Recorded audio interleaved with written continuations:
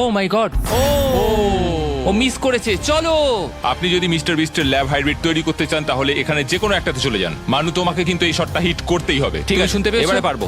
একদম। ও এটা হবে মনে হচ্ছে। ও আমাকে আর একটা সুযোগ দাও, আর একটা সুযোগ দাও। এবারও খেলবে। ও যদি এটা করতে পারে তুমি কিন্তু হেরে যাবে।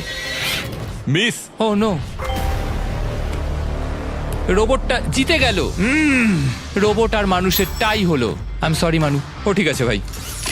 এখন এই সিরিজটা টাই আপ হয়ে গেছে। এবার দেখা যাক কোন টিম লিড নিতে পারে। এরপরের চ্যালেঞ্জটা পার্সোনালি আমার ফেভারিট। আমি বিশ্বের অন্যতম ফাস্টেস্ট ড্রাইভারকে পেয়েছি, যে লড়াই করবে একটা রোবটের বিরুদ্ধে যে সুনিপুণ ভাবে গাড়ি চালাবে। কিন্তু রোবটটা ড্রাইভার সিটে থাকবে না, পিছনে থাকবে। এটা হলো গাড়ির এআই ব্রেন, যেটা রেসে মানুষের থেকেও বেশি রিয়্যাক্ট করতে পারে, আর যেটা এই কারটাকে সব থেকে দ্রুত করে তুলেছে।